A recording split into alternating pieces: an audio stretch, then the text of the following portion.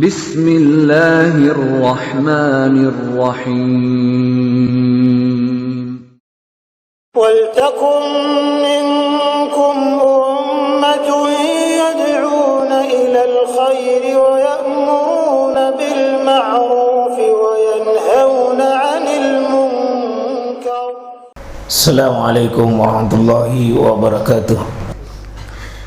Liyazdadu imanan ma'a imanim, berarti iman itu ada, bisa bertambah, bisa berkurang.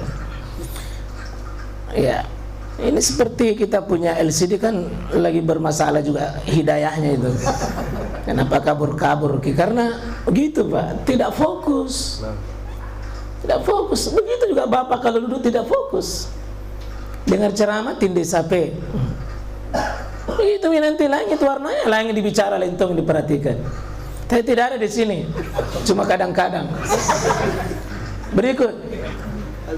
Ini di surah Yusuf ini ya. Oh surah Kahfi ini.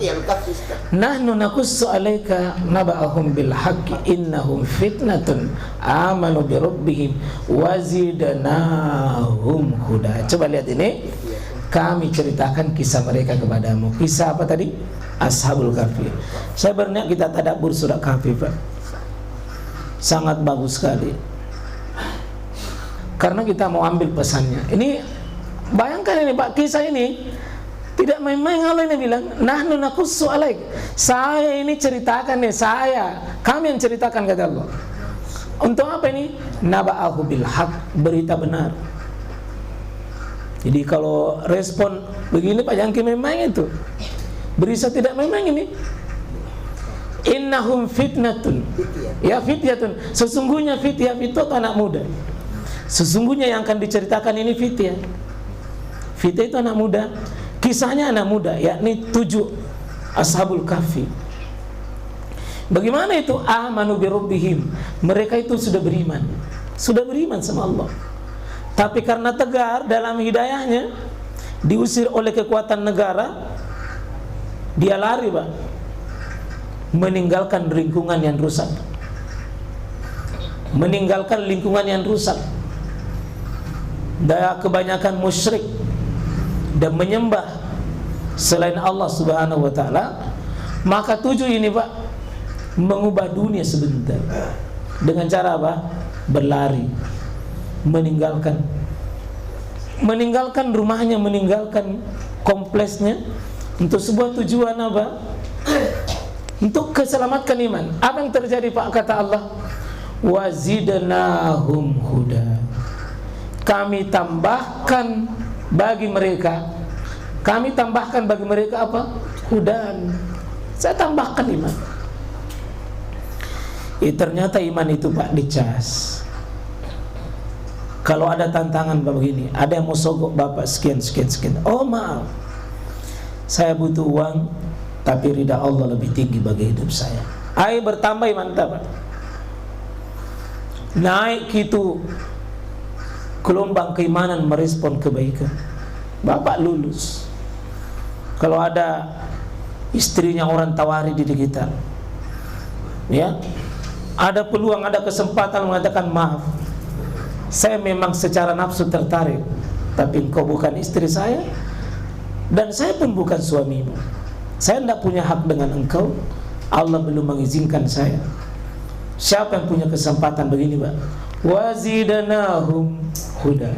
Allah akan tambah hidayah. Sering kita ini diuji. Siapa yang lewati ujian itu ujungnya apa?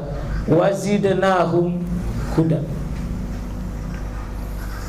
Jadi kalau mau cepat naik posisi keimanan, bersabar menghadapi tantangan. Meskipun risikonya Pak, ini orang tidak ada dia bawa, rumahnya dia tidak bawa, hartanya dia tidak bawa, keluarganya tidak bawa, cuma dia bawa imannya yang sedikit itu.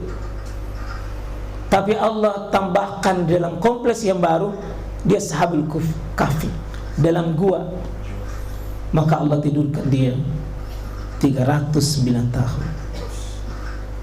Inilah tidur terlama menurut Al-Quran. Tidak perlu cari nasi kuning.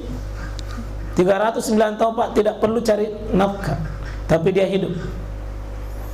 309 tahun dia tidak berkeringat pergi cari kehidupan, tapi dia bisa hidup.